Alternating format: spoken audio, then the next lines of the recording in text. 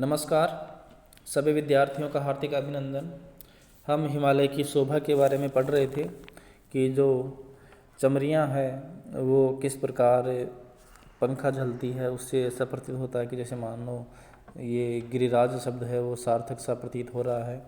जिस प्रकार राजा महाराजाओं के दासियाँ पंखा झलती है, उसी प्रकार ये चमरियाँ भी इस गिरिराज के पंखा झल रही है।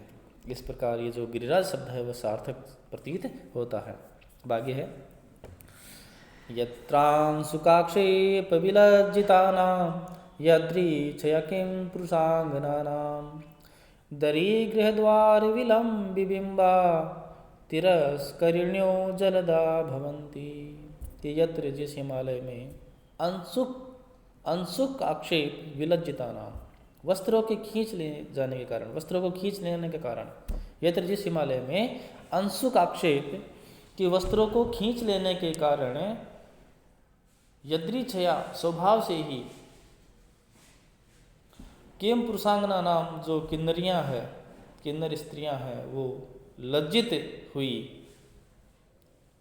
लेकिन दरी गृह द्वार विलंबि बिंबा तिरस्करण चलता भवंती। लेकिन जब वो लज्जित हो जाती है वस्त्रों को खींच लेने के कारण, तो दरी गृह द्वार जो गुफा का द्वार है, गुफा ग्रह का जो द्वार है, उस पर विलंबि बिंबा तिरस्करण जलदा भवंती, वहाँ पर विलंबि बिंबा जलदा तिरस्करण भवंती। उस गुफाओं के द्वार पर टहलते हुए, घूमते हुए, लटकते हुए जो बादल हैं वो पर्दे का कार्य करते हैं। कि जो हिमालय के मध्य भाग तक ही बादल पहुंच पाते हैं, वहाँ जो गुफाएं हैं उन गुफाओं में जब ये किन्नरियाँ निवास करती हैं तो वस्त्रों को खींच लेने के कारण ये लज्जित रहती है, तो उस समय बादल पर्दे का कार्य करते हैं। इन गुफाओं के द्वार पर लटकते हुए, घूमते हुए ये जो बादल हैं वो पर्दे का कार्य करते हैं। भागीरथी निर्जरशीकराणा वोढ़ा मुहुकंपित देवदारु यद्वायुरन्विष्ट मृगैः किरातैः रासे व्यतिभिन्न शिखंडीर्बरः। कि भागीरथी निर्झर शीकराणा, भागीरथी होती है गंगा नदी, तो भागीरथी गंगा नदी के निर्झर शीकराणा, निर्झर झरनों से बिखरे हुए जलबिंदु, कि भागीरथी नदी के झरनों से बिखरे हुए जलबिंदु, वोढ़ा मुहकंपित देवदारु, और बार बार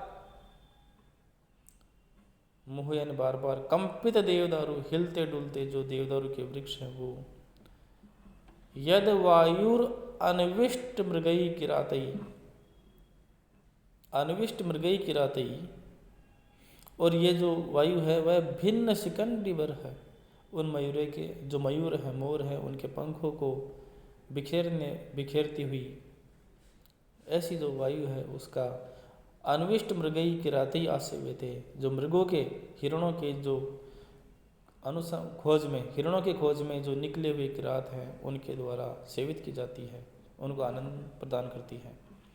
कि भागीरथी के झरनों से, उन जल बिंदुओं से युक्त वायु, वोढ़ा उसको वहन करने वाली वायु, हिमालय में भागीरथी जो गंगा नदी है उसके झरने गिरते हैं, उन झरनों से युक्त वायु, उन झरनों के जल से, जल बिंदुओं से युक्त वायु, और बार बार देवदारू को कंपित करने वाली, हिलाने वाली सुगंधित वायु, और जो शिखंडी मयूर है उनके पंखों को बिखेरने वाली वायु, ऐसी वायु का मृगों को खोजने वाले, मृगों का अन्वेषण करने वाले जो किरात है उनके द्वारा सेवित की जाती है, उनके द्वारा उनको आनंद प्रदान करती है। सप्तर्षिहस्तावचितावशेषा ण्यधो विवस्वान् परिवर्तमान पद्मान् यस्याग्रसरोरुहाणि प्रबोधयत्यूर्ध्वमुखैर्मयूखैः। कि सप्तर्षि हस्त अवचित अवशेषा, कि जो सप्तर्षि ऋषि है, सप्त ऋषि है, उनके हाथों से अवचित अवशेषा चुनने से, जब पुष्प तोड़ने के लिए ऋषि पूजा के लिए पुष्प तोड़ने के लिए जब हिमालय में जाते हैं तो उनके तोड़ने से वंचित रहे हुए अवशेष जो पुष्प हैं, पद्म कमल के पुष्प हैं, वो अधय विवस्वान परिवर्तमान यस्य अग्र सरोरुहाणी, कि ये पद्म के अग्र सरोरुहाणी ऊंचे तालाब में, यानी इस हिमालय के शिखरों पर तालाब में सरोवर में उगे हुए कमल, ये प्रबोधयति ऊर्ध्वम ऊर्ध्व मुखैर मयूखै विवस्वान, विवस्वान सूर्य की, कि ये जो है ना खिलते हैं, कैसे खिलते हैं कि ये जो पद्म है ना, ये जो कमल है ना, वो सप्तर्षि जो सप्तऋषि है वो पूजा के लिए जब पुष्प तोड़ते हैं तो ये अवशेष रह गए थे, तो ये जो अवशेष रहे हुए जो पद्म हैं वो ऊपर के सरोवरों में तो ऊर्ध्वमुखी किरणों के द्वारा, सूर्य की ऊर्ध्वमुखी किरणों के द्वारा विकसित होते हैं। क्योंकि सूर्य भी वहाँ, यहाँ हिमालय की ऊंचाई का वर्णन किया गया है कि सूर्य भी वहाँ पे नीचे रह जाता है, हिमालय ऊंचा है, सूर्य वहाँ पे नीचा रह जाता है, कि वह ऊर्ध्वमुख है, कि ऊपर की ओर आती हुई किरणों के द्वारा विकसित होते हैं। यानी कि हिमालय इतना ऊंचा है कि सूर्य की भी जो ऊर्ध्वमुखी किरणें हैं, ऊपर की ओर आती हुई किरणें हैं, उनके द्वारा विकसित होते हैं। यानी कि सूर्य किरणें ऊपर से नीचे नहीं आती। यहाँ हिमालय पर उन कमलों को विकसित करने के लिए सूर्य किरणें ऊपर की ओर जाती है, क्योंकि सूर्य वहाँ पर नीचा दिखाई देता है। ऐसी इसकी महिमा बताई गई है कि सप्तर्षियों के द्वारा उनके हाथों से चुनने से, तोड़ने से बचे हुए जो पद्म के पुष्प हैं, यानी कमल के पुष्प हैं, वो सूर्य के ऊर्ध्वमुखी किरणों के द्वारा विकसित होते हैं, कि वहाँ सूर्य भी नीचा पड़ जाता है इस हिमालय के शिखरों में। ऐसा बताया गया है यहाँ पे।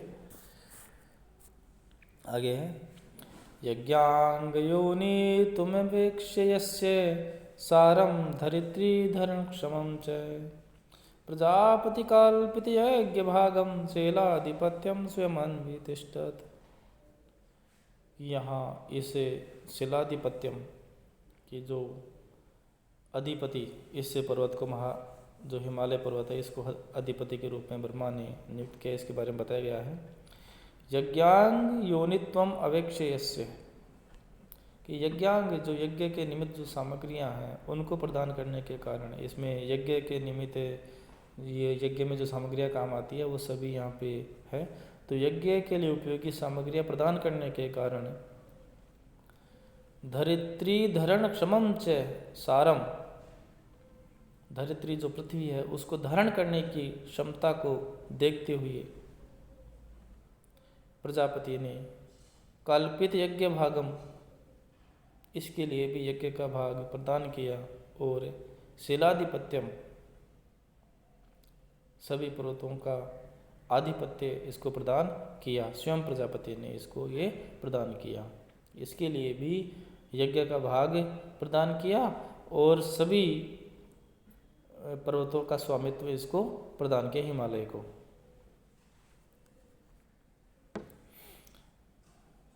अब इसके बाद में है, हिमालय के बाद में अब पार्वती के इनके बारे में, कि जो मेना है वह उसके बारे में बताया गया है। समान सिम्मे रुसख पितॄणाम कन्याम कुलस्य स्थितये स्थितज्ञ मेना मुनीनाम अभिमाननीया आत्मानुरूपा विधिना उपमेय। अब जब हिमालय मेना से विवाह करता है उसके बारे में बताया गया है। ये जो शुरुआत के 17 श्लोक हैं, उन शुरुआत के 17 श्लोकों में हिमालय का वर्णन है, हिमालय की शोभा का वर्णन है, हिमालय की महत्ता का वर्णन है। अब इस 18वें श्लोक में, 18वें पद्य में हिमालय के विवाह के बारे में बताया गया कि हिमालय ने मेना से विवाह किया। समान सिम्मे रुसख पितॄणाम कन्या कुलस्य स्थितये स्थितज्ञ, किस है वह हिमालय है, मेरु सख है, जो मेरु पर्वत है उसका मित्र है, और स्थितज्ञ, स्थितज्ञ जो मर्यादा आदि का जानकार है, ज्ञाता है, मर्यादाओं आदि का ज्ञाता है, वह है वह हिमालय। पितॄणाम मानसीम कन्या, जो पितृदेव हैं उनकी मानस पुत्री मैना से, और मुनिनाम अपनी माननीया, और जो मुनि लोग हैं उनके द्वारा भी सम्माननीय आत्मानुरूपा और अपने अनुकूल उसे देव जो पितृदेव हैं उनकी मानस पुत्री मैना से कुलस्य स्थित ये, कुल की यानी वंश के लिए, अपने वंश चलाने के लिए, कुल की स्थिति के लिए विधिना विधि पूर्वक उपमेय विवाह किया। यानी कि मेरु सख है, मेरु का मित्र, स्थितज्ञ, मर्यादाओं का ज्ञाता उस हिमालय ने मुनियों के लिए भी सम्माननीय और अपने अनुरूप, अपने अनुकूल पितृदेवों की मानस पुत्री मैना से विधि पूर्वक विवाह किया। कुल से स्थिति, अपने कुल की स्थिति के लिए, अपने वंश परंपरा के लिए, वंश को बढ़ाने के लिए। काल क्रमेणाथ तयो प्रवर्ते स्वरूप योग्ये सूरत प्रसंगे मनोरमं यौवनम उद्वहन्त्या गर्भो अभवत भूधर राजपत्न्या। काल क्रमेण अथ तयो प्रवर्ते स्वरूप योग्ये सूरत प्रसंगे मनोरमं यौवनम उद्वहन्त्या गर्भो अभवत भूधर राजपत्न्या। भूधर पर्वत, भूधर, भूधरती थी भूधर। काल क्रमेण, समय व्यतीत हो जाने पर, समय के अनुसार, अथ उन दोनों, अथ तयो अब उन दोनों के, सूरत प्रसंगे स्वरूप योग्य सूरत प्रसंगे प्रवर्ते, स्वरूप योग्य अपने स्वरूप के अनुरूप, सूरत प्रसंगे प्रणय प्रसंग में या प्रणय प्रसंग के प्रवृत्त होने पर, मनोरमम यौवनम उद्वहन्त्या, मनोरम यौवन, सुंदर यौवन को वहन करती हुई, भूधर राजपत्नियां, जो हिमालय, उस भूधर हिमालय की राजपत्नी है, मैना है, उसको गर्भो अभवत, गर्भ रह गया। अब मैना के जो आगे पुत्र उत्पत्ति होगी मैना की, उसके बारे में बताया गया है कि उससे पहले मेनाक नामक पुत्र होता है, बाद में फिर पार्वती होती है। इस हिमालय और मैना के जो पहला पुत्र होता है वो होता है मेनाक, मेनाक पर्वत, फिर पार्वती होती है। असूत सनागवधूप भोग्यम मेनाक मम्बो निधि बद सख्यम क्रुधे अपिपाक्ष छिद्धि वृत्रसत्रा ववेदनाज्ञम कुरीशतानाम। असूत सा नागवधू भोग्यम, नागवधु के विवाह के योग्य, यानी नागवधु, नागवधु यानी नाग कन्या से विवाह करने वाला, नाग कन्या से विवाह करने वाला, और अम्बो निधि बद सख्यम, समुद्र का मित्र, अम्बो निधि बद सख्यम, समुद्र से मित्रता रखने वाला, नाग कन्या से विवाह करने वाला और समुद्र से मित्रता रखने वाला, मेनाकम, मेनाक नामक पुत्र को जन्म दिया। क्रुद्धे विपक्ष छिद्दी वृत्र शत्रु अवेदनाज्ञम कुलिशता नाम, कि क्रुद्धे भी, क्रुद्ध होने पर भी, पक्ष छिद्दी वृत्र शत्रु, यहाँ वृत्र शत्रु है इंद्र, कि इंद्र के द्वारा, कि इंद्र के क्रुद्ध हो जाने पर भी पक्ष छिद्दी, जो पर्वतों के पंख काट रहा था पहले, ये इंद्र ने पर्वतों के पंख काट करके इनको स्थिर किया। तो कहते हैं कि क्रुद्ध होने पर भी पर्वतों के पक्ष यानी जो पंख हैं उनको काटने वाले इंद्र के क्रुद्ध होने पर भी अवेदनाज्ञम कुलिशता नाम, कि इस इंद्र के वज्र के द्वारा भी इस मेरु को कोई कष्ट नहीं हुआ, कोई वेदना नहीं हुई, उसकी वेदना को भी सहन करने वाला ये मेरु पर्वत है। जो पुरानी कथा है उनमें बताया गया है कि जब इंद्र है वह पर्वतों को स्थिर किया, पहले कहते हैं कि पर्वतों के पंख होते थे और पर्वत एक स्थान से दूसरे स्थान पर उठ करके बैठ जाया करते थे, तो इंद्र ने इन पर्वतों के पंखों को काटकर इनको स्थिर किया, लेकिन मेनाक पर्वत था वह समुद्र में जाकर के छिप गया, क्योंकि समुद्र उसका मित्र था, तो समुद्र में जाकर के छिप गया। वहाँ इंद्र का जो वज्र है वह भी उसको कोई नुकसान नहीं पहुंचा सका। इसलिए कहते हैं क्रुद्धे विपक्ष वृत्र शत्रु अवेदनाज्ञम कुलिक्षतानाम, कि इस इंद्र के क्रुद्ध हो जाने पर भी उसको कोई वेदना नहीं हुई, इसके वज्र का कोई प्रहार उस पर कोई हानि नहीं कर सका। तो मैना के पहले, हिमालय और मैना के पहले मैनाक नामक पुत्र हुआ, जो नागकन्या से विवाह करता है और ये समुद्र का शत्रु है। धन्यवाद।